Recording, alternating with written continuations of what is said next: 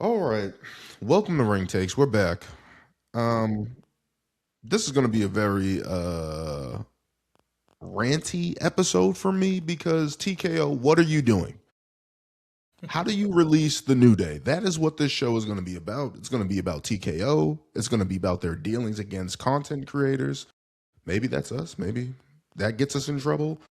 And we're also going to be talking about WWE Backlash. But what the fuck are you doing, TKO? What are you doing to WWE? What are you doing to WWE? That's what the show is. Stay tuned. One, two, oh my God, so close. He kicked out. He kicked out. He kicked.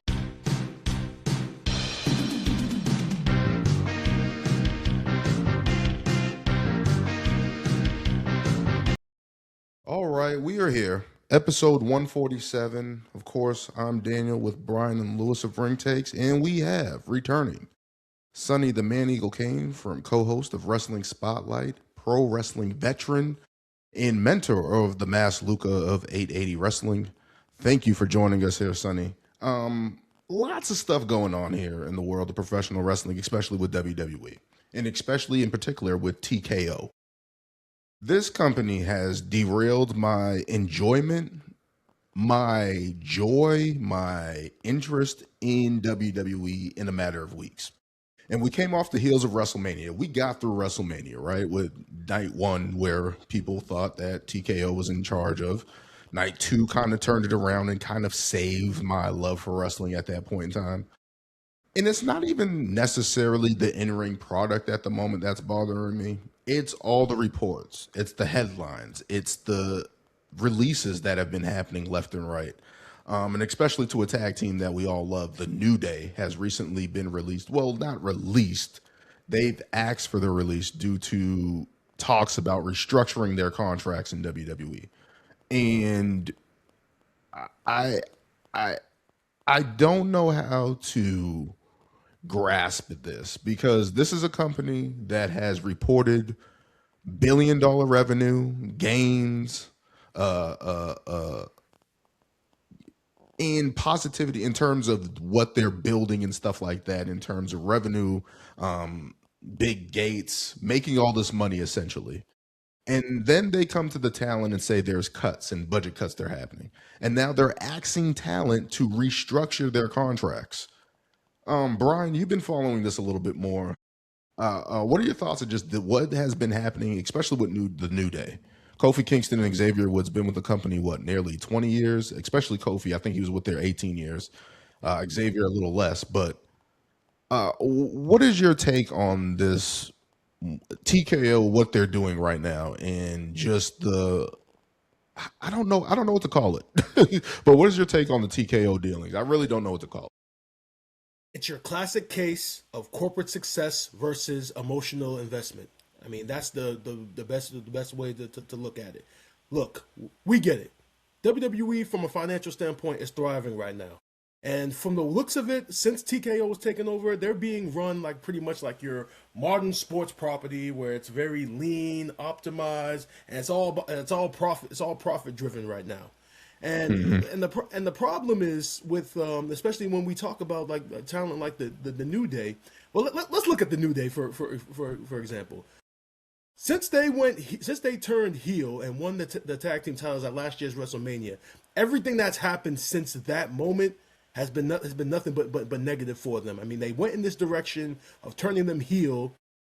We thought that the idea was that Big E eventually was going to come back. You thought turning them heel was to get sympathy on Big E, put heat on them, and eventually you thought that Big E's eventually gonna come back, and there'll actually be like some sort of a payoff from it. But then Big E announced he was retired and that he's finished, and then essentially the heel turn went nowhere. Now this is the problem. They got asked for their deals. Their deals got asked to be restructured, right? But that's all based upon what? Creative direction and TV time, right? So literally, you ask these guys to restructure their fucking deals. Why? Because of what's being presented on television, right? Well, who's responsible for that? The fucking creative team, right? And you can make that argument for everybody that got released, especially Kyrie Sane, Aleister Black, and Zelina Vega. There, you say that we're cutting these guys because we're trimming the fat, we're making budget cuts, we're trying to save money. But at the same time, it's like the creative team that's responsible for giving them ideas to present their characters to the audience. You're not giving them that, so therefore they're put in a shitty spot where now when this time of year comes around, now everybody's getting cut, and now the talent is literally looking at everybody like, well, you guys didn't give me any fucking creative, so why am I getting fucking cut? That's the most frustrating part about this, because we're literally sitting here talking about how shitty the heel run has been for the New Day and how that attributed to them getting released, but the creative team is responsible for providing entertaining options for us as fans. I think that's what's really the crux of the frustration amongst the fans right now. Yep. You can go ahead, Lewis. Oh man, I mean, I've been a huge New Day fan since the beginning. Definitely one of my favorite tag teams, if not one of my top tag teams ever. But it's just sad. I mean, you want to talk about creative. The creative just hasn't been good. Here we are, another PLE, and what are we excited for? Nothing. Maybe a little bit of Roman Jacob, but do we really believe Jacob's going to win the title right now? It's very small excitement. I mean, and we'll get again, into it. Yeah, exactly. And then again, it's Karma. a short week, like 2 week build after Mania. It's like, but more so, it's just the frustration that yes, we know after Mania, come these cuts, but this is probably the most cuts we've ever seen, and like Brian said, like this is all about profit. This is all about. I mean, I saw a post the other day, just like how much like ads are just plastered everywhere. Like it's ridiculous how many ads are everywhere, and it's like you Prime logo, so much Slim Jim off the table, Cash App, so many things, and it's like you're bringing in so much money, and then out of all things, you want to tell talent that they need to take pay cuts. Up to 50%.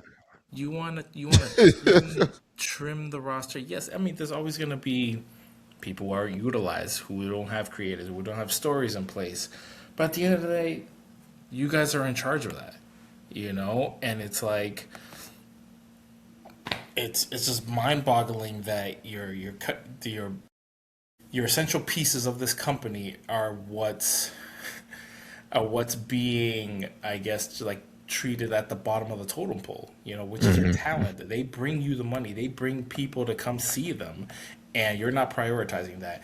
Even more so, you don't prioritize. We've known it for a long time. You don't prioritize tag team wrestling at all whatsoever. It seems like right now they just, yes, it is. We are in a new era. There is a new wave of young talent coming in. We clearly see it. The old regime is kind of heading towards the end, but you still need what you have to elevate this new talent. What if these guys come in, they fall flat? They don't hit. They don't have that NXT success. Yes, you've prepared on as much as you could, but if the way creative is going right now, what can we expect for these guys to be successful? I mean, look at the year of Carmelo Hayes. Look at the year of who else? I mean, you brought a lot of these people back. Alistair, you brought in JC Mateo, you brought in all these people, and it's like, for what? Just to be like, didn't work out, bye. It's like, what are we doing at this point? At what point are we going to switch up what creative is? And at what point is this all just TKO? Is it all their fault? Because, I mean, 2 years ago, we were jumping and raving over everything, but now it's like, it's a big downhill. And now you're hearing stuff about Roman. I'm hearing multiple things. He's being taken off for this. They're trying to restructure his deal. Could you imagine? And now he's back on, and now he's trying to take his money. I don't see. I don't think anyone knows. I don't see Roman leaving at all. But it's like you can't like you can't come after the talent like this when you're bringing in so much revenue from other aspects, and then you're hearing about Nick Khan and all these other people getting new deals and however millions of dollars. Yes, they're CEOs. Yes, Bonuses, they're yep. old, even bonuses. But it's like your talent. Like I don't know. It's just crazy. It's just really. And I think it's also the state of like where we hear all this info now, and it makes us think like, wow, these guys are really that greedy that this is how they're approaching business now. But I don't know. That's a lot. It's a lot to take in. Yeah, your thoughts on the Sunny with TKO and what they're doing to the talent? Well, I kind of have a Rowdy Rodney Piper answer, guys.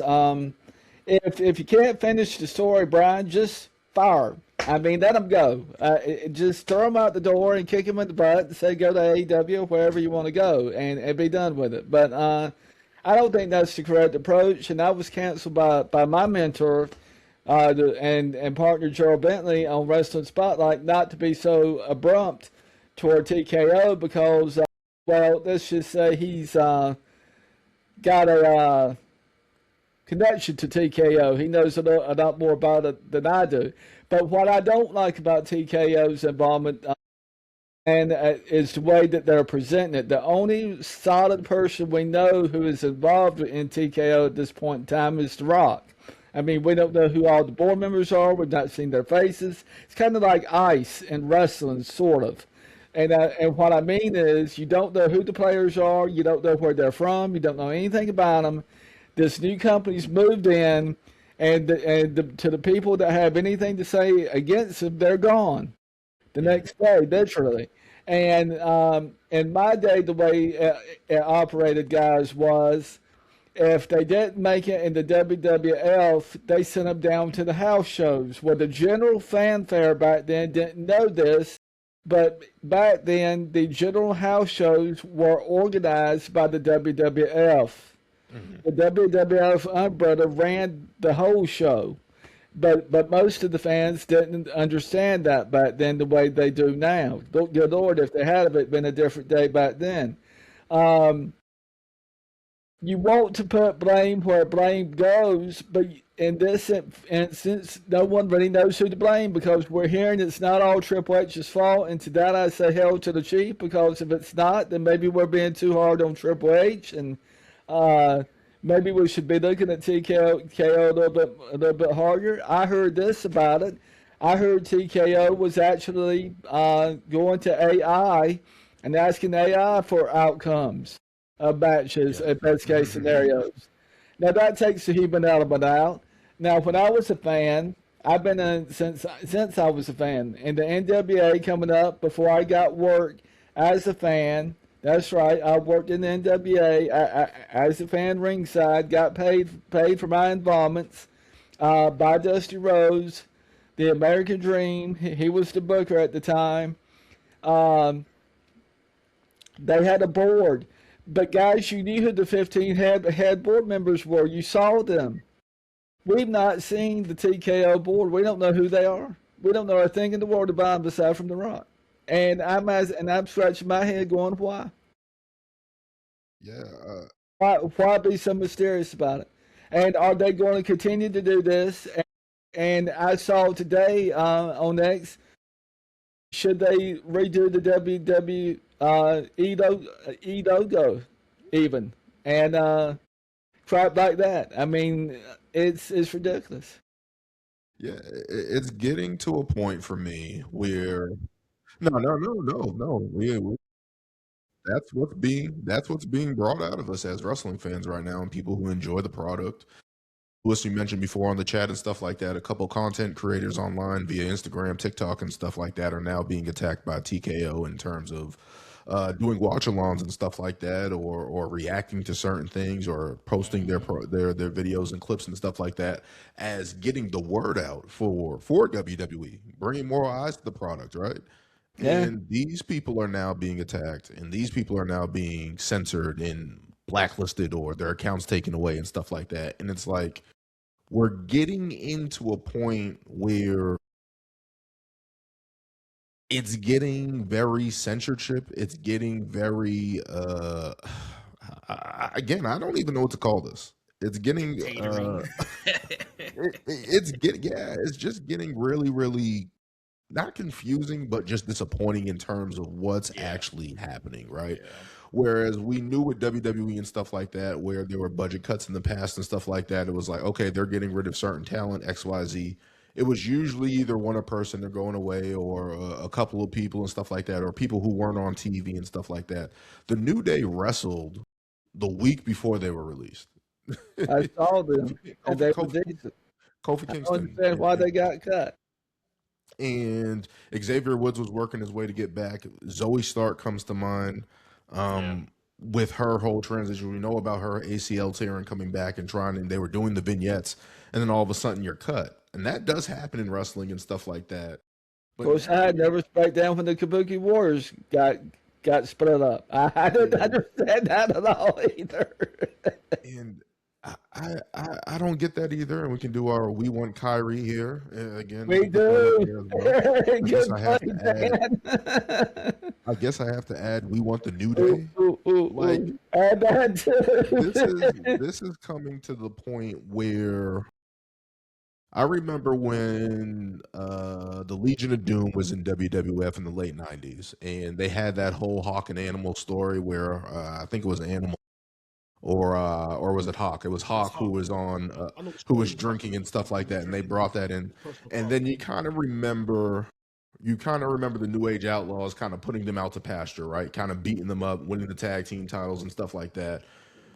And it just had me thinking about the New Day, because they're now in this position where they're the veterans. They're the oldest tag team, right? Along with the Usos and stuff like that, right? Right. And now they're just being put out to pasture. There's no use for this team that had all this charisma for over a decade. There's no use for this team to either get over a new talent or put the titles on a growing tag team or a new tag team coming in. There's nothing for this team. And then to think about what the New Day do outside of WWE in terms of their up, down, down channel from Xavier Woods, all the video game stuff, all the conventions they go to. They had stuff on G4. They had stuff on G4, the gaming channel and stuff like that. Like, they were bringing more eyes to the product outside of the norm of WWE, right? Like, if you see them on YouTube or you see any of their clips and stuff like that, especially with Xavier Woods and stuff like that, he's been integrated into the WWE 2K series. And can I quote what you said off camera earlier tonight? Say that again, sorry. Can I quote what you said off camera tonight? Yes. Yes, sir. You said something about with all this extra revenue from ticket sales, why was it such an issue paying people what they wanted? I don't get that either. Like, you got a chair in the back row that's $1,587 in Raleigh, North Carolina on row 15, and you're not the New Day go. I'm not understanding it any. I've been around a long freaking time. I saw something with the CEOs and stuff like that. Ario and Emmanuel made $67 million, and then Mark Shapiro made $42 million. The guys on TKO and stuff like that. So if these guys can make all this money, you're talking about billions of dollars in revenue. You're charging WrestleMania tickets double than what they were last year. Yep. To the point where you can't even sell the tickets. That's how much you're charging people to get in. Yeah. And you're cutting important fixtures of WWE programming week to week. Yeah. That just doesn't. Everything about this company is like, it's kind of like how YouTube was, like when everybody would upload everything on YouTube and it would be copyrighted, and it's like, why is this being copyrighted XYZ? But then you understand it from a business standpoint. But the way that TKO is maneuvering with all these budget cuts and treating talent the same, like we all work for a living. If your job came to you and said, "Hey, we want to restructure how much we pay you and cut it by 50%," nobody's gonna work there. I'm just gonna say, like, nobody's gonna work. Do the same work for less pay. And it's kind of like it's kind of like they're trying to change the structure from what you signed as a deal yearly to now where in terms of where you can make your money off merchandise or touring or wrestling your pay-per-view and stuff like that. It's like they're going to try to be like, hey, we're going to pay you per appearance. I want to get this name right. Alistair Black. Am I saying his first name right? Alistair Black. Has been in a reconstruction deal now for 3 or 4 business days, trying to get a decent deal so he can go back to WWE now. And it's just nuts that they won't give him whatever his original contract with them was. My thing, yeah, go ahead, bro. I was just gonna say, well, if you believe the reports, Yeah. I mean, AEW apparently that their talent there has no interest in him coming back. I mean, Yeah. that was Yep. out there as well. So now he's floundering out. Yeah, he's floundering out there. Top two companies don't want him. Where's he gonna go now? And again, Yeah. he falls. Well, the man has actually shown me he knows how to move around in the ring. I mean, once they got him in the ring, and let him go against a few of the guys in WWE, he can hold his own by a little bit. And that's all they need is the mat time. Shut up and let them get on the mat and do what they do. No, he's great in the ring. I also mean, there's also the reports of the whole like dark characters and all that stuff. That's Yeah, I did see that. Well, he's definitely dark. I mean, I'll give you the nod on that. They don't want to delve in all that anymore, which I think it's crazy because you have the largest, darkest character ever at The Undertaker, and now you're just like, yeah, we don't want to do that anymore. It's like the thought of about this getting stuff, rid of the imagination at this point. It's like, what are we doing? I kind of thought in my head, I'm like, do they want to turn this into UFC where they just pay the talent legit. low? That's literally what they're doing. It's literally UFC. That's the feel that I get. UFC is literally you fight, you get paid. If you lose, yeah, you'll get paid, but you're not gonna get paid as much as if you were to win. If you don't fight whatever many times in a year, you're not gonna get paid. It's like it's very you only gonna get for what you do, and I think that's what they're really trying to do. Hey, you're not really on TV. We're not gonna pay you as much. You are on TV. Yeah, we're gonna give you money, but we're gonna keep an eye on that. If you start falling off, you get injured. Sorry, we're not gonna give you as much. You bring a Dodgers note. I love it. You bring a Dodgers note. Wrestlers have to pay for their own doctors too. So That's true. what the hell? UFC's model is pretty much lean roster, controlled pay, limited outside income, works financially, but it's destroyed like their fan connection over time. Like you see a lot of fans like I watch I've watched a couple of UFC events and I'm out.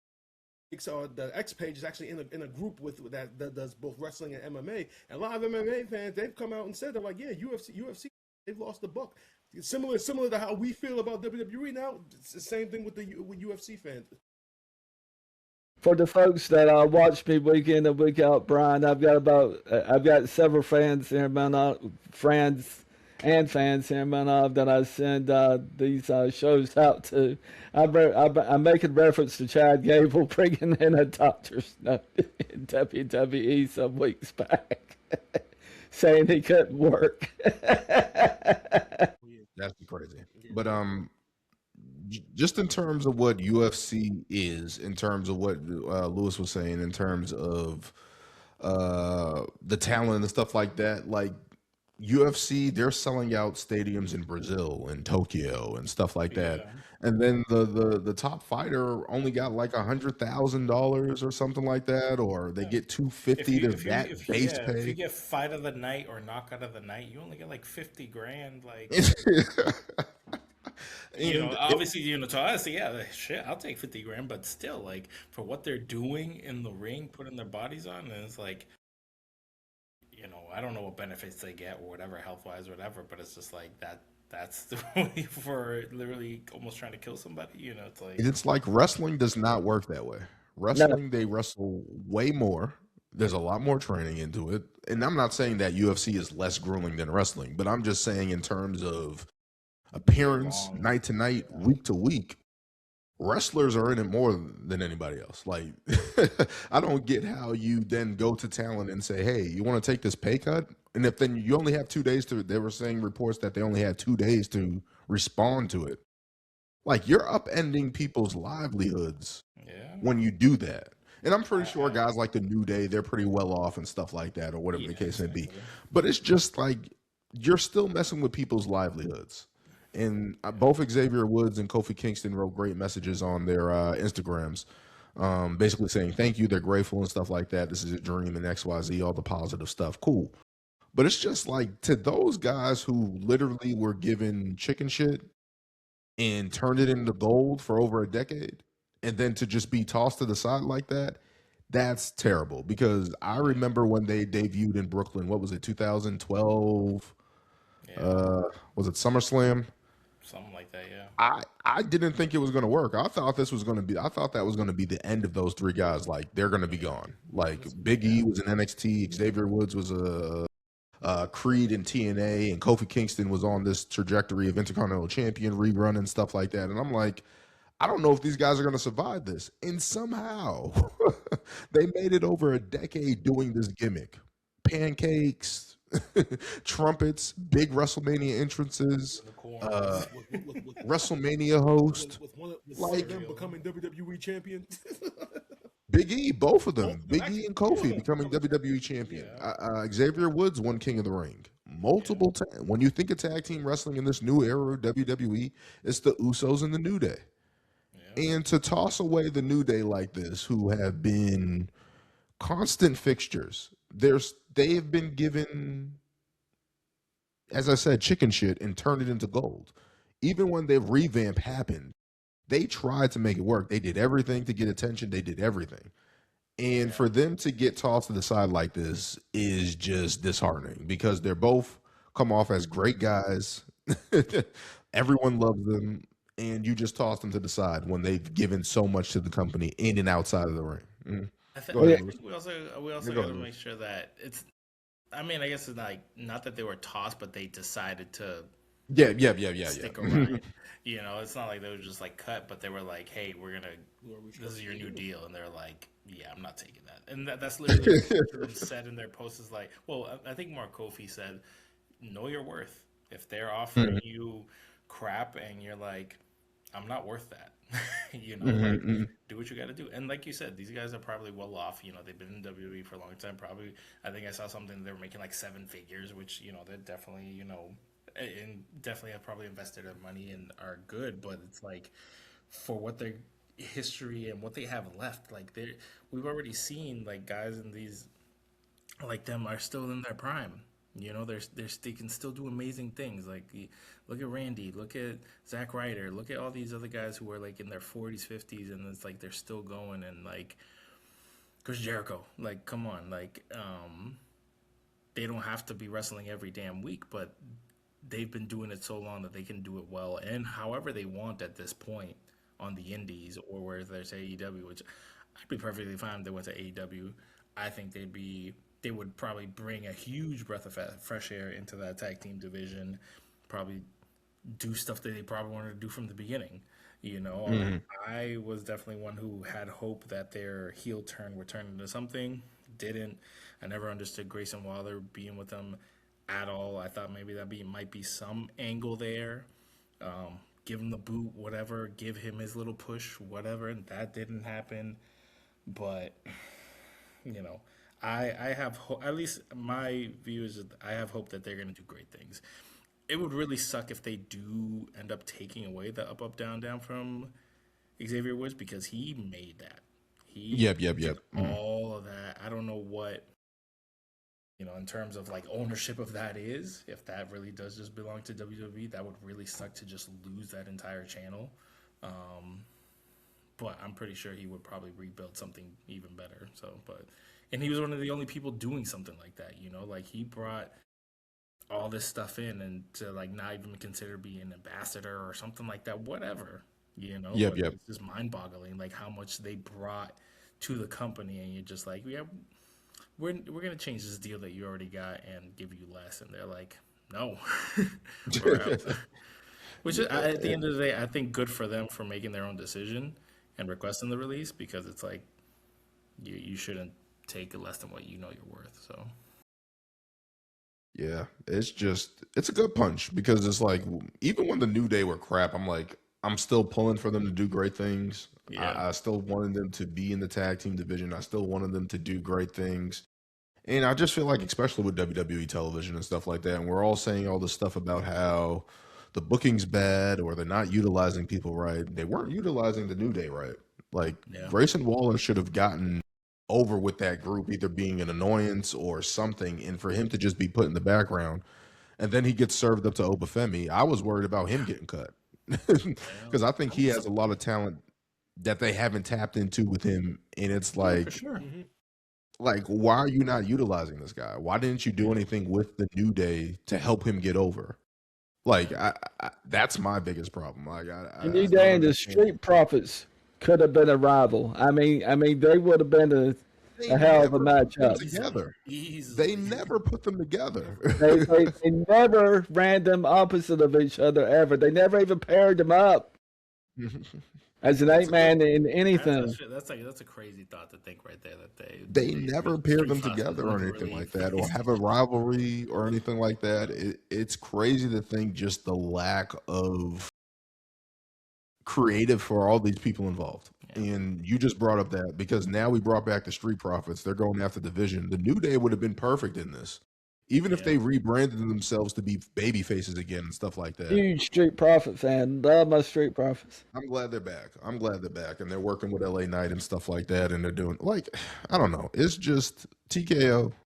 Let the people who do wrestling, please, because we understand there's a budget to be intact. We understand that there's a bottom line at the end of the day, and there's stuff that you have to be paying attention to. But when you get rid of talent like that, and then you're hearing all this talent, they brought in Evil from New Japan Pro Wrestling. I think they brought in Hiromu Takahashi. He was in New Japan.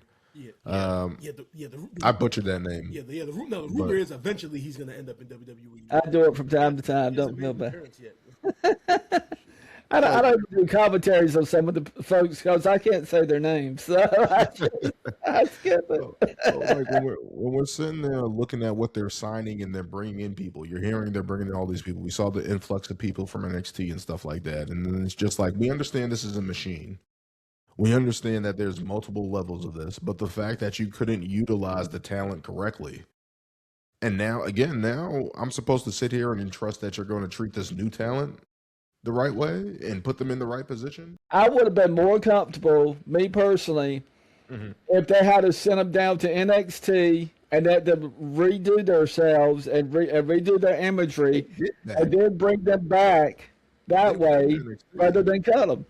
They also don't want to do that because they don't want to keep paying them. That's also the thing. If they, I'm just saying, I would have felt better. I mean, it would have been something to have at least kept them in the picture. Yeah, especially when you have Somebody's going to be back in NXT here shortly. Everyone's getting called up. Especially when you have that young talent down in NXT. What better way to learn from the New Day as a tag team? You have all these tag teams down there, and you don't have the New Day down there to mentor them or Don't have it all vets down there. Or work with them. Yeah. You know what's crazy? It's like I feel like besides the whole maybe the TNA angle that they did that last year or whatever, they haven't been sending talent back down to NXT like they were before. You know, like when Finn went back, Becky went back, Sean Spears went back, which I think he's still there. He's still the calling. You know, people going back down and like, you know, challenging or winning a title and like trying to elevate it. They're not doing that anymore. It's like they kind of just like, if you're gonna be on NXT, you got to make yourself become a star, and that's it. It's like we're not sending talent back down to like help, which I think is brilliant and creates interest, because I feel like it did it for like Tiffany Stratton. It did it for like I remember when NXT was black and gold, when it was old school. Cesaro went down there and wrestled Sami Zayn. Yeah. And put on classic matches. I think even That William Regal. was back in the day of a few days ago. even when Finn went back and he had that second run was great. Like that helps your younger talent one work with somebody who's more experienced, who's on the main roster, gets them exposure. And now you're taking that away. It doesn't seem like they're doing that. And we're seeing the youth movement from NXT. It's coming from LFG. It's coming from Evolve and stuff like that, which is fine. But now we got Tony D'Angelo squaring off against Tavion Heights. All right. And then he's squaring off against Evil comes out. It's like, if you're not a person that's in the know of terms of New Japan Wrestling or know who that is and stuff like that, who is this guy? Like literally, the new guy that just debuted. I found out his name, Will Cruz, the bigger guy who's pretty much Yep. athletic Bronson Reed. That guy. I mean, Yeah. he attacked. They do. I saw a picture of him on that. Yeah. Mhm. He attacked him Big rat. at the end of NXT. NXT. And everybody on social media was just attacking like his body type and everything without knowing who he was. Now, if you look at highlights of him, he's very impressive. But then you look at his presentation, the way his body looks, everyone immediately jumps to the conclusion of, oh, he doesn't look like a professional wrestler. He doesn't move like a professional wrestler. And We Right. gotta get this past is where you that need that veteran conversation. talent there to kind of Yeah. put the light on this guy, because like I said, I've seen highlights of him. He's gonna be good for them. He's pretty much another Kevin Owens, a bigger Kevin Owens. That's pretty much what he is. Exactly. That was my impression. My impression of seeing his picture today on X. I thought he looks like somebody, and I went back and finished reading the write up on him, and I think he's got it. Yeah, he looks like he's pretty good. But again, we don't know who he is. But it's like that's the person that you should have put in Yet. Evolved or LFG and kind of brought up. But in terms of body types, Kevin Owens should have destroyed that. Kevin Owens has been putting on bangers for like a decade now in WWE. So like that whole body type thing got to change up, because it's like a lot of these guys know how to move and know how to work. So, but it's just TKO. Just let the people do the wrestling, man. Get out the way. And see- Let the and- people do the wrestling. Sorry. Go ahead, bro. Daniel, but I think another aspect of it that's been very, very frustrating as it pertains to like the quality of wrestling that we're getting, when they reduced house shows, when they got rid of that, Yeah. and they kind of like, because I've seen, listening to guys like, the Eric Bischoffs, Jim Ross, who used to be in WWE Talent Relations, some of these old executives, they all used to say that house shows historically justified the contract amount. Because you would hear, Right. like in watching the Hulk Hogan documentary recently, you always hear the talent talking about, oh, you want to be on the same card as Hulk because you know it's gonna sell out. You want to be on the same house show as Hulk because you know it's gonna sell out. That's literally how they would pay guys. Am I right, Sonny? And on top of that, the final nail in the deal was if the talent got put on a dark show before the contract signing. If you were put on a dark show back in the day, that was your final deal. You had to look good on a dark show. And what was a dark show? A dark show was literally, Brian, the show that they wrestled before the camera turned on. If you did good there in front of the scouts and promoters, you did good enough to be signed. I tell my boy, the Mask Luca, all the time, in every wrestling event, there are promoters. I mean, they're like sharks. They just circle you, and I tell them something else. I tell them, look like a star sitting at your table, at your picture table, signing autographs. Promoters will walk up to you, be that magnet. So I mean, people can be manipulated just like that, but you got to put yourself over, and we're not seeing that today, Brian. Today we're seeing these guys come in. We don't know squat about them. We have no history with them. We don't know who these kids are or where they're from. They put the mic on NXT last week on a blonde-headed guy in the white pants and a white shirt that looked like he might be somebody, but he only held the mic 5 minutes. Now, what can you tell about a guy holding the mic for 5 minutes? I just don't know in terms of the booking and stuff like that. I just don't know in terms of what they are doing with the talent and stuff like that. I just don't feel like they're putting a lot of these young guys in the right position at this moment. And I know Shawn Michaels is the guy in NXT and stuff like that, and he's dealing he's dealing with the talent drain, right? He just lost Ethan Page, he lost Sol Ruka, Javon, Oba, Trick. Like he has to deal now with putting these guys in the right position. And it's like you're not even putting a Hall of Famer, arguably the GOAT, arguably one of the best wrestlers of all time. You're not even putting him in the right position to succeed in terms of this turnover and stuff like that. And it's like, what are you doing to him now? Because now he has to book. He has to turn around and try to make this work. Try to make. And who are they going to wrestle? I mean, if they get if they get everybody, there's nobody for them to take on. Well, I think this is just the new model for NXT, and it's just like, hey, next wave leaves, everybody's got to step up. And I enjoy NXT, but gosh, you got to make a name for yourself. You got to stand out. You got to show you can be a superstar. And if nobody knows you, this is the time. Tell Luka that every day. He's probably tired of hearing it. This is the time to highlight what you got and why you deserve to be here. Which, in hindsight, yeah, that makes sense. But it's like, if we've only seen you once or twice, it's like it's hard to get excited for people you don't know. Like Ricky Saints, Oba, like you just named all these people. We're like, hey, we've been watching these guys weeks away, and boom, all right, now who's Chad, whoever, or Tad this, or Ike, whatever. All right, I guess we got to reset and start the over. Vanity Project and Dark State and Dark State is terrible. I haven't even been watching NXT, but what I saw from that group, big and no mic skills whatsoever. Like, what do we do? They have been with this planting the big-ass seeds group? of a breakup, though, with them. Thank the God, last couple because months. it needs And I've been saying from the now. very beginning that like the only thing that makes them appealing is Saquon Sugars. And so Yep. And he goes off he'd on be his own. fumbling things because goes off he'd on be his own. trying to He's be gonna too high energy. Like, bro, the other three guys, like you said, you could tell Saquon Sugars is actually a professional wrestler. The other three guys were just like athletes, Yeah. or either amateur wrestlers or football players. But you could tell that, Sugars is the one that was the professional wrestler that was on the independents and stuff, because he definitely comes off like it. Yeah, I'm and just- it's crazy. Yeah, Oh, go sorry, go ahead. No, go ahead. No, It sounds like me. I called them the Shield 2.0, and it's like you have that blueprint right there, and Yep. you don't do that. Yeah, they might not be able to talk, but just go and beat the crap out of people, I guess, and make it look good. But whatever. It sounds like to me that the TKO boards expected the guys to wrestle the same amount of days for less, and I don't think that's going to fly in the eyes of the vets who've been around as long as I've been, and I don't blame them. Not when you got AEW right down the hall basically saying, "Come on down." I mean, good Lord. I don't even think even if it's not even AEW, it can be TNA right now.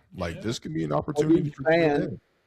Yeah, New Japan. I hear that TNA, New Japan pays extremely well these days. Yeah. Or So- if anybody wanted to start up a wrestling promotion, it's probably right now if you got the money.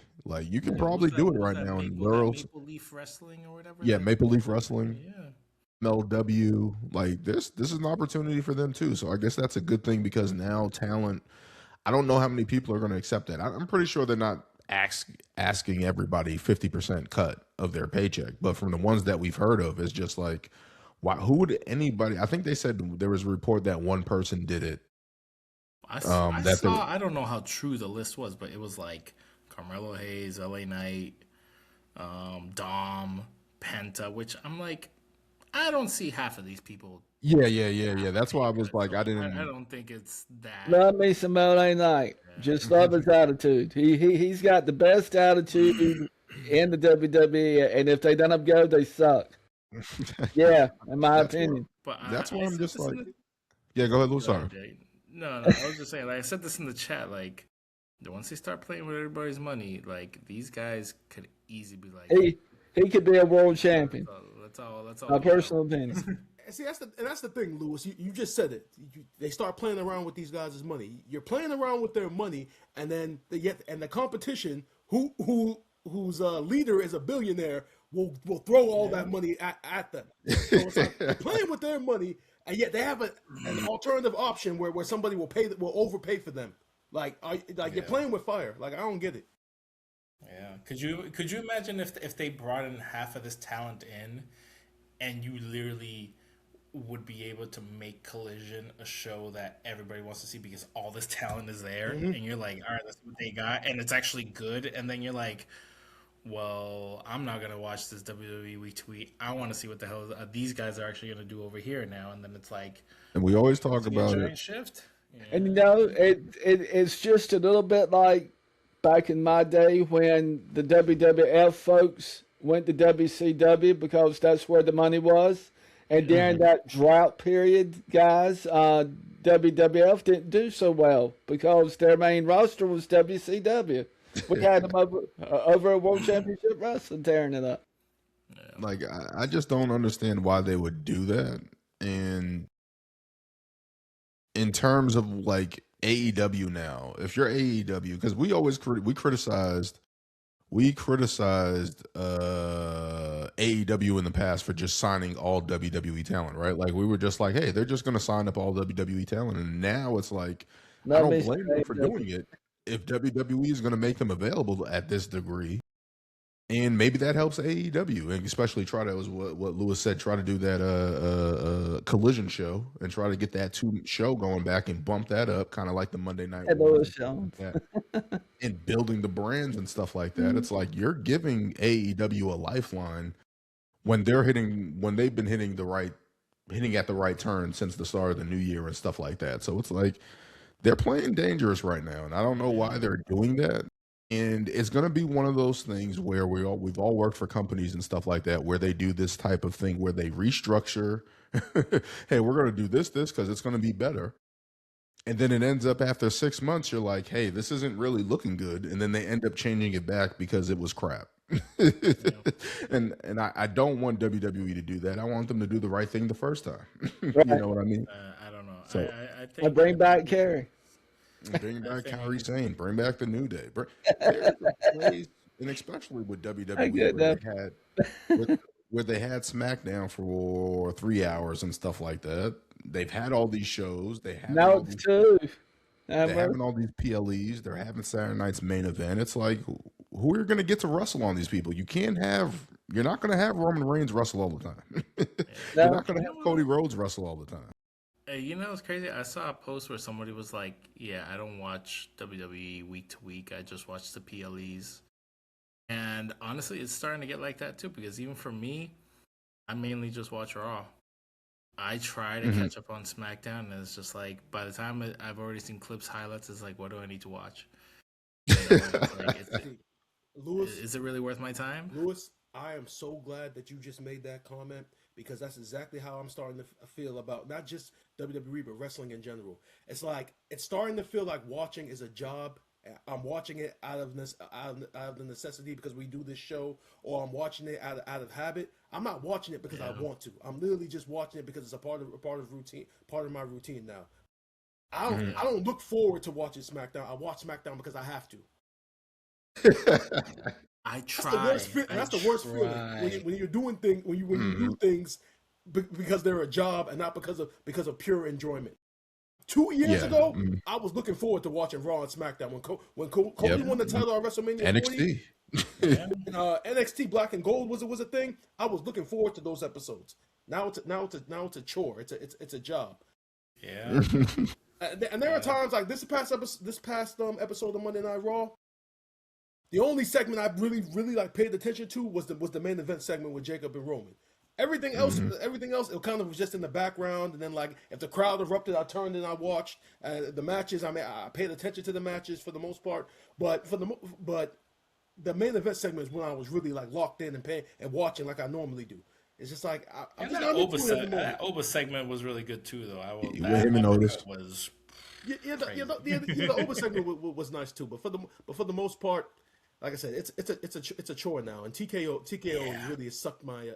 Well, my partner Joel Bentley keeps me on my toes on Wrestling Spotlight, guys, and he hops around between all 5 show segments, and he may be talking about somebody from NXT in the women's division, and I best know who that person is to be able to have a real talk with him, or as I explained to my friends who I send our videos out to each week, I better know who he's talking about on TNA too, if I want to have a reasonable conversation about that person. So it's not like here where we have in-depth, deep dive conversations about one topic. We have multiple topics in 1 hour. And I bumped my knee a couple of night times on the show with him in the very beginning, where I just went duh duh duh, and I said never again will I make that sorry moves, and I felt like an idiot because Brian, I couldn't answer his question. Why? Because I hadn't been keeping up. Yeah, exactly. I'm sorry, but WWE is not making it easy to keep up right now. They're not. No, I'm sorry. no, it's not. I'm Hey, with. quick question: Has Danhausen been on TV lately? He's been on SmackDown. Oh, see again. Don't watch SmackDown, Lewis. You watch clips. Now that you forced me to watch SmackDown. This is the only thing I watch wrestling for right now. If Roman Reigns is going to come out, if Cody Rhodes is going to come out, if Obafemi is going to come out, if Trick Williams is going to come out, I'm not looking to watch the show start to finish anymore. Speak for yourself, Lewis. I'm not watching to start to finish to watch the show. I'm literally just watching for moments. I'm treating them like highlight reels. I enjoy Charlotte Flair, but that's me. I I'm a can't. diehard Charlotte Flair fan. I haven't. Love her. I haven't this year. I haven't been able to really get into wrestling like how I Want to want meet her to, one day. because their booking is just so questionable. It's so the product isn't where it needs to be right now, and especially No, with it's way TKO, off the mark. with all the butting in and all these reports and all these CEOs coming out and saying, "Hey, we're trying to make as much money as possible" and stuff like that. That's not making your product more favorable. It's not. It's not. This is why I was saying, I was like, for me, up to this point this year, Revolution was like that top. Yeah, that was like the highlight of wrestling for me so far this year. WrestleMania, I'm sorry, was not it this year. It had its moments. It did what it did, but I was not thrilled for WrestleMania. So Yeah, go ahead, Brian. Yeah. I was just thinking, what's today's date? Today is what, May 6th, 2026. Since the year 2026 has began, and we've been doing this show on a weekly basis, there have literally only been a handful of times where we were very positive about something. Like really think about it so far this year.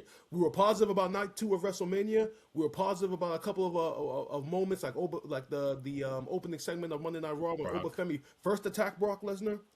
And then aside from those two things, there maybe were like 2 or 3 other things, but everything else within this 5-month period of WWE has been trash. Yeah. I think 5 months in, only a handful of positive things to talk about, and everything else is garbage. This is again. I've never experienced that as a wrestling fan. I know. This has in the time that again, like Brian said, that we've been doing this podcast.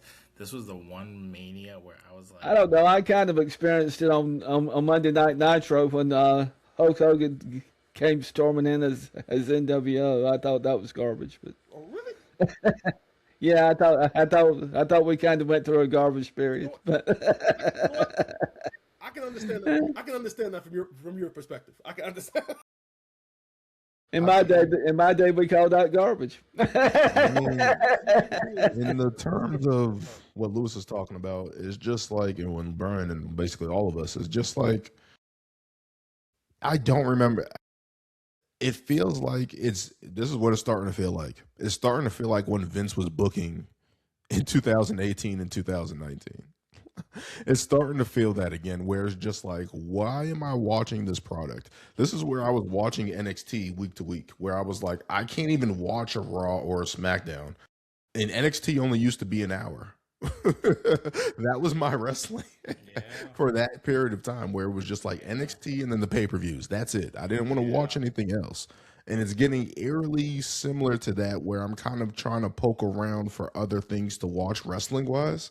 But the main product for me, it's like I'm only watching highlights. I can't get into a week to week show anymore because it's like, yo, we're not getting the players that you have are not bad enough where the product is this bad. You have the talent. That's what's pissing me So off much right talent. now. They have so much talent. Oh man, it's tough. It's tough right now.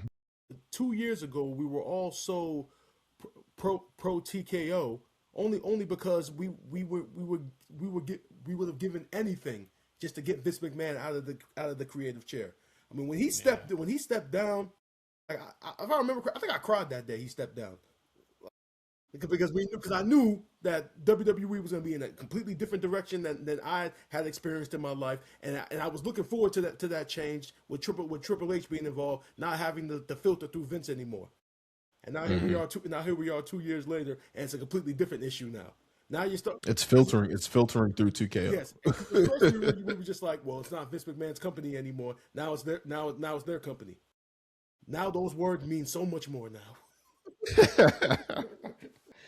And I just got to say this because there's a lot of people that always keep coming out and saying, "Hey, we want Vince back. We want Vince back. We want Vince back." Vince is the reason why this is happening. He sold the company. He sold the company. He did this in order to get back in. That was the whole point of him selling the company. So for everyone sitting there keep saying, "Hey, we want Vince back. We want Vince back." Vince is the reason why this is happening. And I think people need to realize before Vince left how bad things were. There's a reason why everyone in the company, when we hear these interviews and stuff like that, where Randy Orton, I think, was talking, Bailey was talking about it. I think a lot of people were talking about it at the point in time where they were like, it's a breath of fresh air. Like, there's time that I can spend with my family. Like, the company feels differently morale-wise. And now TKO is dangerously getting involved where they're making it something that it doesn't need to be. And I think that's the biggest issue right now because it's like, it was working. Like, you can charge your ticket. I will deal with the charge. I will deal with the ticket prices. I won't. I just won't go unless I have a press pass. I mean, if I have a press pass from one of the shows I'm doing, I'll be more than happy to go. Gerald Bentley, anybody. I'll be more than happy to go spend gas money and go back there and meet everybody. But I ain't paying those prices. I would deal with the ticket prices if the product is good. If the product is good, I can't argue as much about the ticket prices because the product is good. I want to see. I want to see it. I want to pay the $30 to ESPN. I'm begrudgingly paying the $30. I'll do that, but I'm not paying $500 ticket fees to get in at the gate. I'm I begrudgingly met all these guys almost for free. I'm begrudgingly paying the $30 for ESPN right now. At this PLE that we're about to get into real quick. Yeah. Oh, and thanks for the ESPN, Dan. every time I go in, I'm like, who's Chanel? I'm like, who is? And then Chelsea's like, oh yeah, that's Dan's. And I was like, oh. I just don't like. And since we're on that topic right now, I just want to say thank you, Cox Cable, for adding ESPN to the cable program, so now I don't have to pay extra. Because that's the only thing that's keeping me from watching. If they hadn't had that deal, I would not be paying the $30. After the Rumble, I would have been done. I would have been trying to find another way to watch it. I'm begrudgingly paying this $30. So, WWE pick up the product, but we gotta keep moving on here. There's a PLE this weekend. If you didn't know, there's a PLE this weekend. We just had one 2 weeks ago. They called it WrestleMania. we got WWE Backlash in Tampa Bay this Saturday. I'm not going to, outside of Jacob Fatu and Roman Reigns and Seth Rollins and Braun Breaker, I'm just like, the rest of the card is whatever. I don't know why they're doing this as a PLE. They're not treating it like a PLE. No. There's only 5 matches at the moment. I was just about to say, again, I thought after that coming out of WrestleMania this year that there were going to be a little bit some tweaks made to these PLEs moving forward. Realistically, unless it's Money in the Bank and the Rumble, those are the only 2 PLEs that need to have like maybe 4 or 5 matches because those match types are going to take up the majority of the time. If it's another PLE, a maximum of 7 or a minimum of 6. This 5-match PLE garbage is getting on my fucking nerves right now. Because I don't understand how you have all this fucking talent on your roster and you don't want to utilize the fucking time. I don't get it, man. I don't it's not want to enough. You pay. need 6 or 7. Like the fuck. I'm sorry. I don't want to pay the $30 right now. I don't. And that's the reason why I'm not going to. I don't. That is my problem right now. That is what I'm going through as a WWE fan right now. This card comes up, and I'm like, it's 5 matches. It's in Tampa Bay. Backlash used to be like the setup before the draft and stuff like that back in the day and stuff like that. And it's just with this, I'm like, why is this here? We don't need this one. This is one that we don't need. The booking, I don't know why they did this. I don't know why. Yeah. I don't know why, but let's get into the card. We're talking about Backlash right now. We got Danhausen taking on this misfit team of The Miz and Kit Wilson. He has a secret partner that's supposed to be coming out. Obviously, Danhausen has come out and has been a thorn in the Miz's side, showing up at his house, cursing him left and right. Has been Only reason entertaining, I wanted will to say start that. watching SmackDown. I do like the interjection of Kit Wilson. I feel like this is good for Kit Wilson. This works for Kit Wilson. Let me just say this. The Miz and Kit Wilson work better than him and Carmelo Hayes or anyone else. Like, this is the right... if anything is right where they got this, ironically, The Miz and Kit Wilson work. I don't know how. Maybe it's the power of Danhausen, but at least it works, right? But they're supposed to be a tag team. I don't know if it's going to be the midgets or my bad, the little people helping Danhausen in this one. Don't call them that. The little people helping Danhausen in this one. At least not on there. Who the hell is going to be his partner, and who do you guys have in this matchup? Because I don't know. Danhausen, because Kit Wilson's still cursed. He can't get out of the curse yet. Go ahead. Big promotion to Danhausen because Danhausen supports Wrestling Spotlight. He's actually one of the guys that Joe gave a Wrestling Spotlight belt to, and he's on our Wrestling Spotlight commercial. We put him on every week for our Champion of the Week before we go into it. So he personally knows somebody up there now aside from who I do in the front office. Go ahead, Brian. With their Go, Brian. Sorry about that. No, it's cool. It's cool. Yeah, I actually remember that the commercial from our last appearance. But as far as like who his partner is going to be, I mean, like I've said with WWE booking lately, I don't get my hopes up for surprises anymore because they kind of fucked that all up all of last year. So now I'm hoping the Mets. Yeah, so I have no idea who his partner is going to be. I guarantee you, it probably is going to be all of the little people from WrestleMania, or probably somebody. How about Truth? R-Truth. He's been hobnobbing with R-Truth lately. Truth would be a great addition too if he wasn't already a tag team champion with Damian Priest. I definitely would go in that direction. He's about the only one he's not cursed. Whatever this match is just going to be a whole bunch of shenanigans, a whole bunch of random pyro, a whole bunch of random supernatural stuff to kind of live up to Danhausen's gimmick.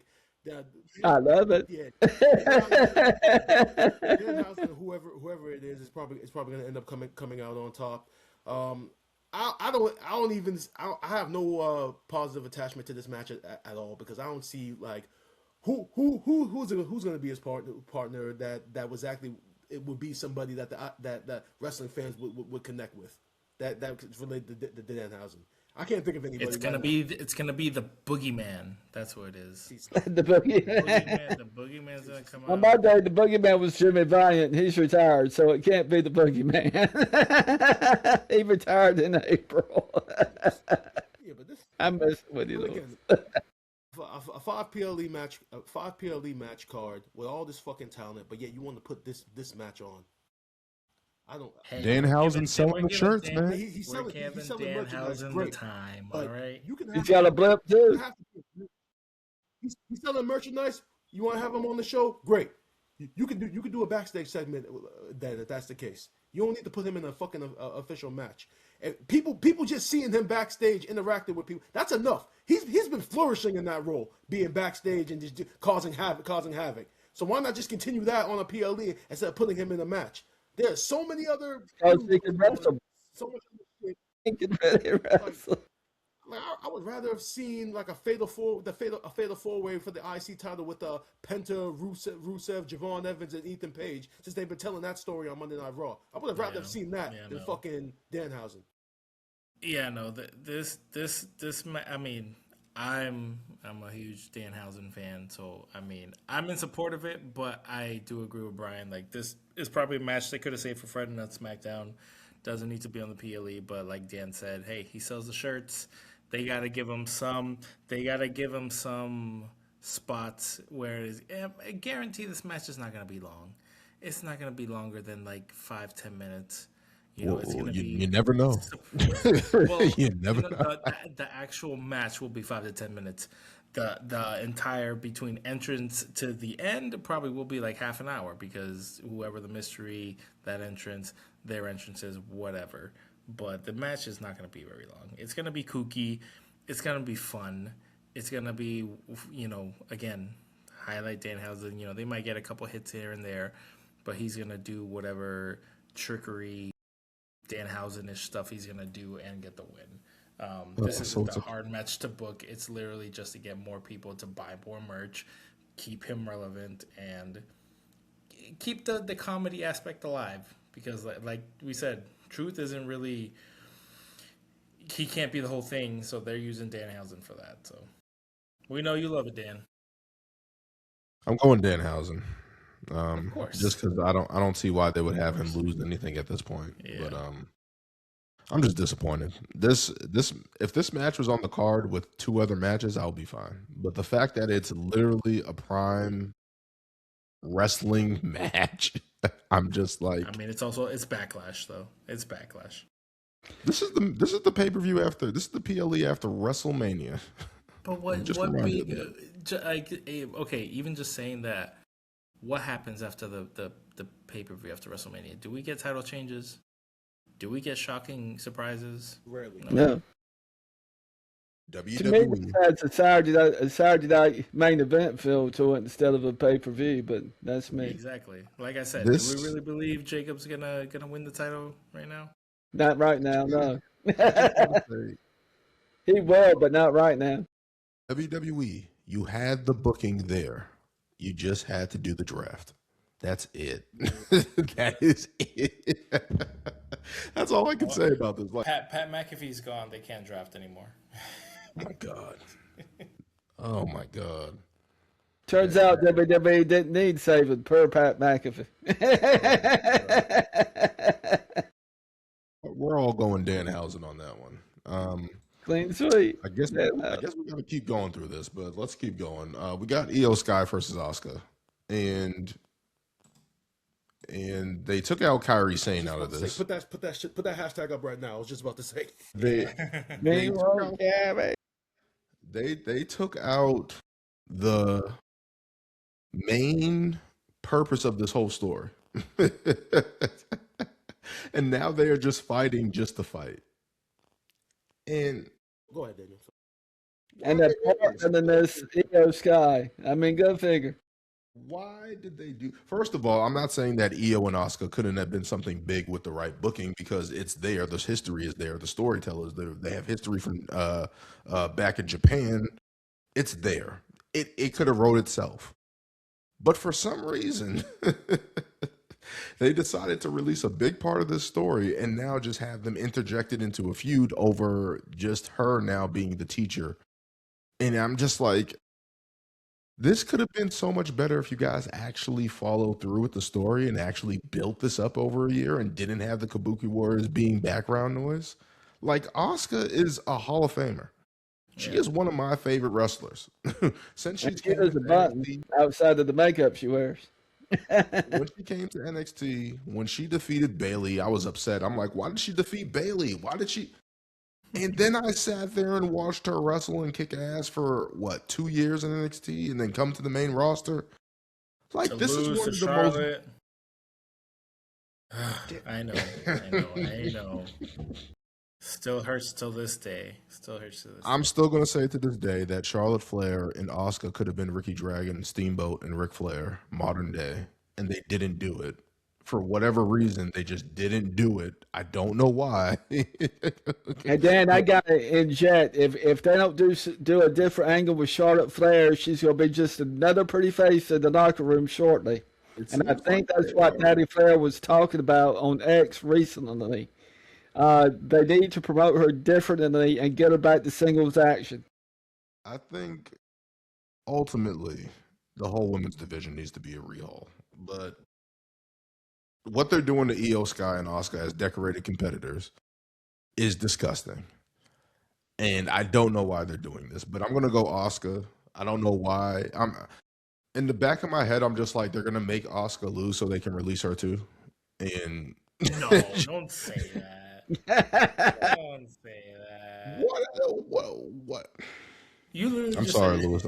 I'm sorry, Lewis. I just don't have much hope. No, I just I don't gotta have go much hope see anymore. you. You can't This do is that, what Jonathan. TKO is doing to me. They're beating it out of me. They're No, I get it. beating it out of me. They're Is, beating is, it is out this of me. is this what we've come to? Is this like you lose, you just get released now? I mean, yeah. I know. I just don't. And it's also, I think it's also crazy that you couldn't have built this match very easily, very simply to Mania. Like, we saw the betrayal earlier. I don't know if it was this year or in December. The story's kind of been done because, you had... didn't Rhea and Io beat them for the tag titles? Yes. Yes. Yeah, so it's like, why are we just rehashing the same story when they already had the conclusion? But it's just like, well, I'm still mad at you. Let's do it again. It's Kevin Owens and Sami Zayn. They're just gonna fight forever. It's never gonna end. Yeah. Hey, we're best friends. Hey, I'm mad at you. I'm still scratching my head as to how Sami Zayn became a heel in like 2 seconds. I don't understand that move at all. We went from a potential world champion contender to making him a heel. I don't get That's it. not happening. We'll get into Sami in a moment, but who do you got for this one, Lewis? I got Asuka just because she's the heel, and I see them dragging the story on for another match, and especially with her hitting her with the mist recently, I see Asuka just winning again. Yeah, I'm also going with Oscar on this one. It's like I said last week. When you see these two women right now, you're always just going to be thinking someone's missing that should be there. And you see the reports online about the I think, me personally, a very slim possibility of Kairi Sane coming back. I mean, I think it's even less than that, Lewis. Now, yeah, if they were to do something like that, I mean, it'd be a nice little moment. But then the question would then be after, then if she's a focal part of the story, why the fuck did you take her out in the first place? Just to bring her back. And like I said, it'd be a nice moment. Just to say, my bad. Yeah. My bad, guys. Yeah, my bad. Yeah, we'll keep her around where she belongs. It's gonna be a great match, though. I mean, it's gonna be a great match. Whoa. Let me stop you right there. It's gonna be a great match if they give them time. Because I don't know if they're gonna give them time. You would think with a 5-match PLE, time wouldn't be a fucking issue, would you?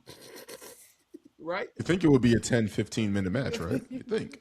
Yeah. But then again, with this new ESPN era of them liking the rush shit, this might end up being a 7-minute match with ads longer than the fucking match.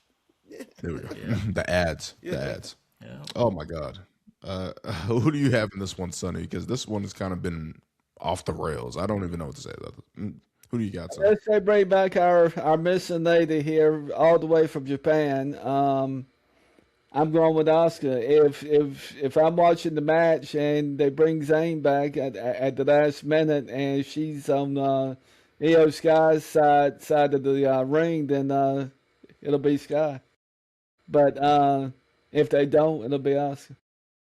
It should be Asuka. Io, it's not going to hurt Io to lose right now. I think Asuka needs something. And I think we'll get some good work Fabio. I'm just not used to seeing her work by herself. I like seeing her partnered up. I think she does better. Yeah, but we're all going to Oscar on that one. So let's get into the United States title picture. Sami Zayn has Death to the Gingerbread Man. We have to talk about this more. Taking on Trick Williams for the United States title. It's basically just a rematch from their WrestleMania setup. Can I go? We know who's winning. Come on. Yeah, lots of antics. But who do you guys have in this one? It's a quick one. And the only reason why I'm so negative on it right now is that the whole fucking gingerbread man aspect of it, that is 2019 Vince McMahon level booking. That is horrible. The fact that Sami Zayn beat up a fucking gingerbread man, like that's literally the equivalent of pouring dog food on Roman Reigns all those years ago. That's why I just hate that match. And you already know, again, this whenever there's a new champion defending his title right after WrestleMania, those title matches are hard to book because to build that animosity and to put that champion in danger, you already know he's gonna retain. That's the same thing in the Roman match that we're gonna discuss. So that along with the fact that Trick is still as hot as he is now, and it's clear that he's the babyface in the equation now. It's simple. This is a simple one. We should just go Trick Williams and just move on. Like, yeah. I don't understand how he's the babyface. I don't get how Sami Zayn is the heel right now. Sami Zayn didn't do anything. Sami Zayn didn't do anything. He took the easy way out. Oh my goodness! So I can from Camelo. I can assume that we're all going. I agree. I don't get what Sami did either. He did nothing. He's just Sami Zayn. He's putting Trick over everybody. I'm telling you, that's what he's doing. You know what Sami did? Dan, you already know what I'm going to say. You know what Sami did? He didn't win in Saudi Arabia. That's what he did. Yeah, I just think that people now are just like this whole like, is he going to? Is he not going to? And now people are just like, all right, we're tired of this shit, bro. It's been like 5 years, bro. Like, are you going to win it? Like, in 5 years, you haven't won it. Like, bro, move the fuck on. We're tired of it. It's over. It's over. I'm done with the Sami Zayn experience. He is never winning a world championship. It's in play. No, it's not. It's in play. I'm telling you. It's not. Don't close the door yet. Sami has a chance to win. No. But yeah, we're all going Trick Williams. Let's keep moving on to one that I'm actually interested in. Seth Rollins versus Braun Breaker. Finally getting their hands on each other. It's been a feud that's been brewing since he's got kicked out. What was that, November from Division. It's been building up. Braun Breaker and him have been having a war of words on the mic, back and forth. Braun Breaker showing a little bit more of his comedy side a little bit, imitating Seth Rollins and stuff like that. Attacking Seth Rollins, and Seth Rollins kind of showing that edge that he kind of had maybe a year or two ago and stuff like that. So it's good to see that coming back. There's been a little tease of him and Roman on Monday Night Raw as well.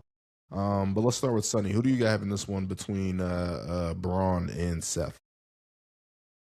Well, I could tell you what I'd love to see. I'd love to see Seth freaking Rollins come back and do something. It's been all Braun Breaker at this point, and I'm not getting, unless I miss something, and once in the blue moon I will. I'm not getting the heat between Braun Breaker and Seth Rollins. I don't think they've accurately told us the story as to why this has gone down quite this way. They've said that Seth Rollins had somehow held Braun back, and Braun was tired of doing his heavy lifting and this kind of thing. But they've not. They've done this in a matter of a couple of 3 weeks, Brian. So I mean, it's like, we're here now, and suddenly Seth is out of the vision, and maybe Seth has a new vision, and we had a half dozen masked men running around the ring that were part of Seth's team, and where the hell have they gone? And are they going to pop back up again as his current new vision? So I'm going to go with Seth Rollins. I think Seth has a plan up his sleeve. He's been in the game a long time. I'm going to go rogue and say Seth freaking Rollins gets it on this one. Who you got, bro? I'm actually going Braun Breaker on this one. I'm looking forward, like Daniel, like you said, I'm looking forward to this match as well.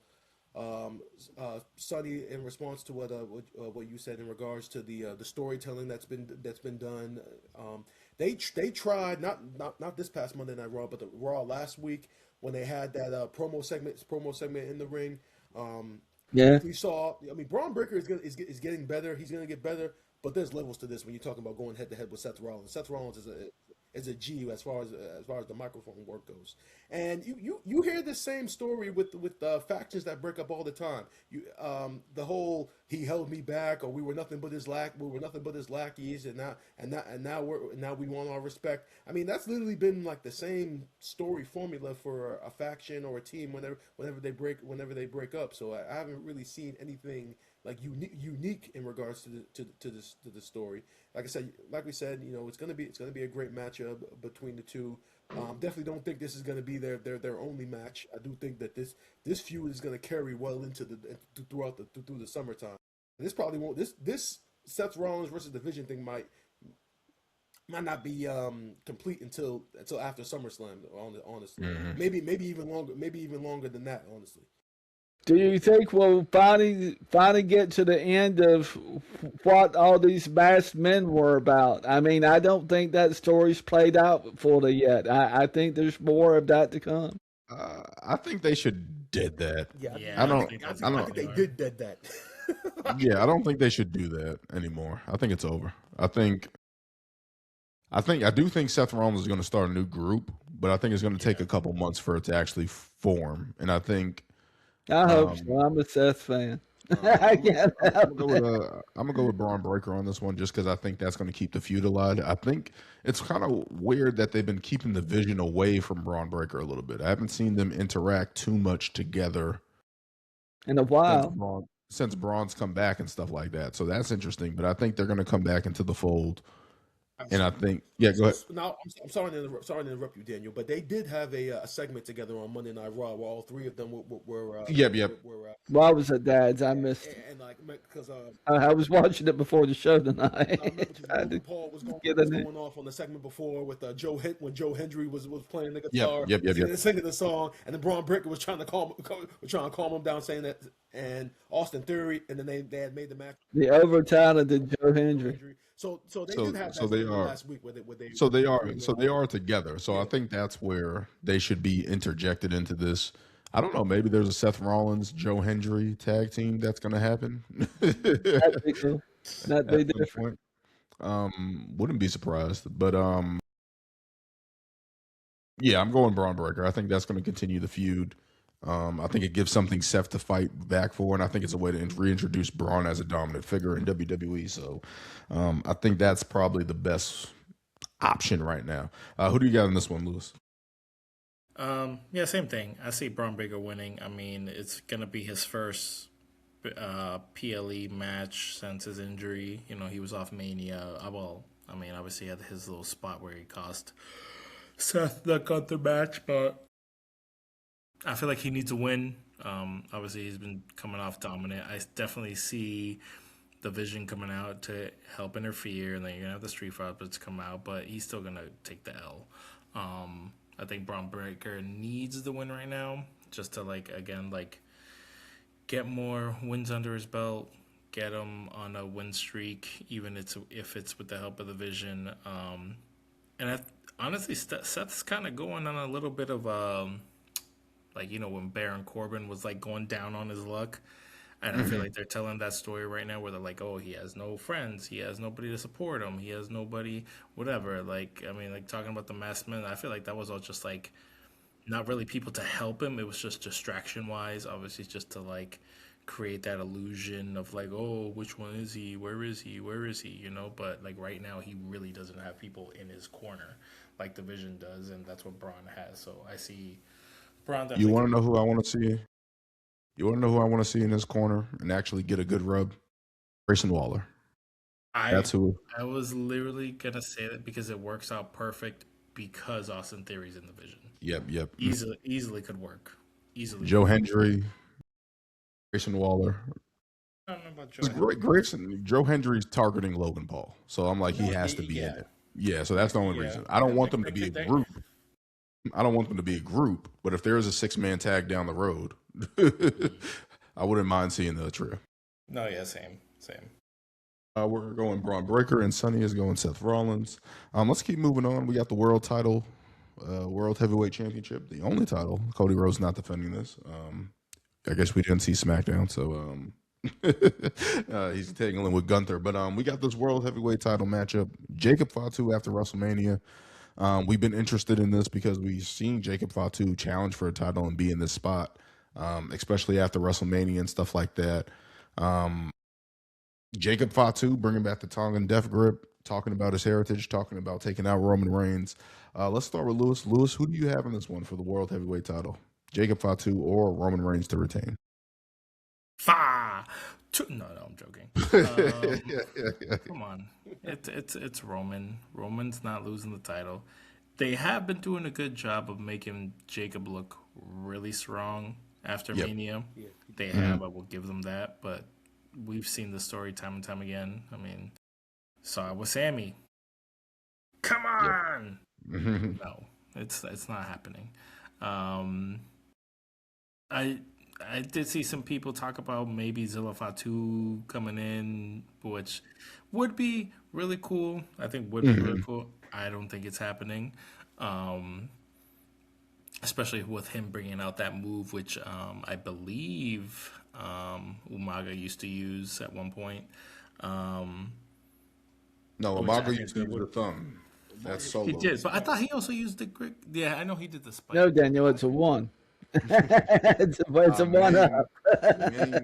Meng used the. It's acknowledge me. I'm telling you, that's what it is. It was Meng who used the Tongan Death Grip. Yeah. Roman's gonna have the Usos help him out. I think that's gonna be like the easy way to cost Jacob give him the loss, but while still making him look strong by taking them all out. But Roman's definitely coming on top. He just got this title. He's not going to lose it so fast. If him being booked off could change something like that, then this could be the most shocking PLE ever. And I will eat my words. But, yeah, I got Roman. Who do you have in this one, Sonny? I have the OTC. I think we're going to eventually see Jacob take it, but I think it's going to be a build-up. I'm ashamed. When I first started 2 years ago with Gerald Bentley, who over time has become my partner and my mentor at podcast analysis, I didn't really know anything that much about Roman or what all the heat was regarding Roman. But the more I looked into who Roman was, and the more I realized that he's really a tribal chief of his tribe and family, and that they are a real tribe, I admire the dude. He's out there trying to get them all to behave and to get along, Brian, and trying to get them all back to the table, Brian, at the same time. So you got to admire somebody like that. And even now he's saying, come back to the table, everybody. So I think it's going to be Roman for a while. I don't think we're going to have the 4-year run that we had the first time. I just think we're in a different era now, but I think he's going to have it a few months for sure until Jacob gets the fire built up to where he can last in the ring with Roman. Jacob gets a little winded after about 10, 12 minutes during the match, and that's one thing that Flair would call out on his opponents, like your Lex Lugers and Stingers and people of that nature. Back in my day, he'd say their big chests would get heavy and they would start huffing and puffing, and they would. He said that about Animal and Hawk, and they did.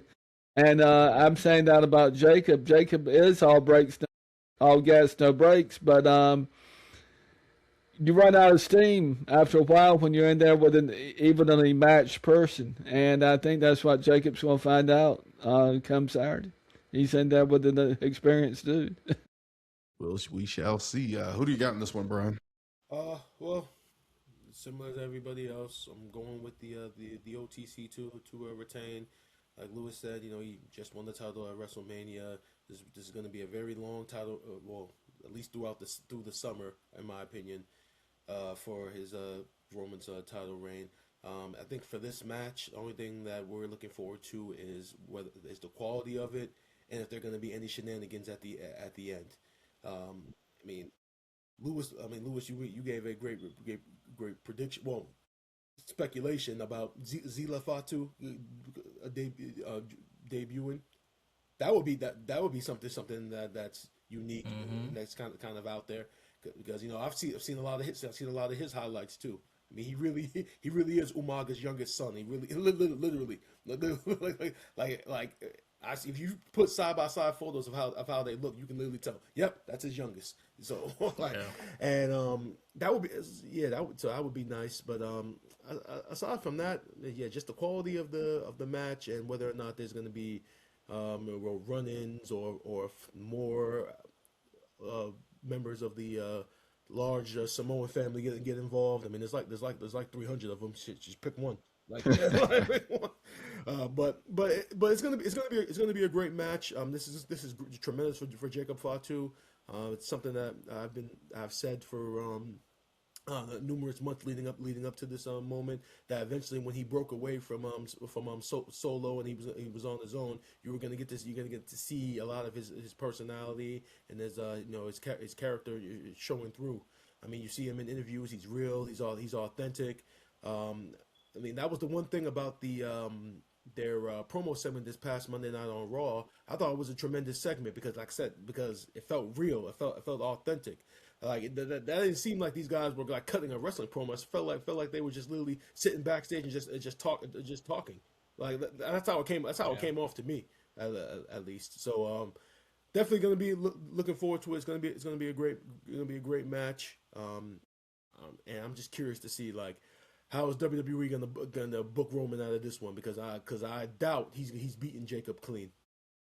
Yeah, I'm gonna go Roman. It's too soon to just put the title on him in that big monumental match at WrestleMania 42 and take the title off him. I know there's this whole TKO thing about him taking time off or not working in June anymore because of their action to restructure his contract. I'm like, I hope that's not true. I hope that he continues, because he literally said after WrestleMania 42, "Hey, I'm gonna be here throughout the summer," and took him out for a whole month. Yeah, like why would you do that? I hope that's not the case. I hope they continue to have him on. Looking at it from that standpoint, I want Roman to win. Lewis, you bringing up Zilla Fatu, it's kind of interesting. It will be Jacob bringing in his own family to help him, which will be a different turn in this bloodline storyline, right? Getting more families coming, inter-family fighting. It would be dope to see that. But yeah, I'm just glad that Jacob's getting the showcase, because he had that great match at WrestleMania where he got over on Drew, and really showed out and stuff like that, and he got through it. And I'm glad that he's in this main event spot against Roman, right? We've all thought Jacob was going to be a star when he first came up, and we saw all the stuff on MLW and all the stuff that on the Indies and stuff like that, and how hard hitting he was. And to see him in WWE, he had that setback with the injuries and stuff like that. But now to see him in this prominent position, and he looks great. It looks like he's ready for the moment and stuff like that to go out there against Roman. So that's what I'm looking forward to. I hope it's a hard-hitting match. I hope it's a great match between the two. It's probably going to end in some shenanigans. So we'll see what happens with that. But yeah, I'm going to go with Roman Reigns to retain the World Heavyweight title. And continue to carry it, because I think Clash in Italy is in 2 weeks after that. So it just doesn't stop. It just doesn't stop. It just doesn't stop. It continues to go. And we talked about them not doing that anymore, but they're going to do it. I'm assuming that's probably going to be SmackDown's pay-per-view, basically. It should be. Yeah. It should be. I don't know. I already told you guys, they should be spacing these out where the mid-card guys come in, the tag team guys get the shine on these lower cards or whatever the case may be, to really give these guys a chance to show what they can do. But they're not going to do it. No, because Cody and Roman have to be on every PLE to sell tickets. Why? Why care about the mid card? Save that for Why? weekly TV, Why? right? Oh man, but that's our picks for Backlash. We're all going Roman Reigns to retain. Uh, the regular guys have Braun Breaker and Sonny has Seth. We're all going Trick Williams. We're all going Oscar. We're all going Danhausen. It seems like a clean sweep. Pretty cut and dry card here. WWE, space it out, or at least give us something new on these cards. Please, please do that. Oh man, but that will do it for this episode. We talked a lot about TKO. We talked a lot about Backlash. We're going to be back next week, bringing up our basically the fallout from Backlash and Monday Night Raw. Hopefully, our enthusiasm can pick up with the joy and excitement with wrestling. We'll see what Backlash does. Hopefully, it does that. We'll pick it back up next week. As always, thank you guys for joining us. And until next time, remember to always kick it on too.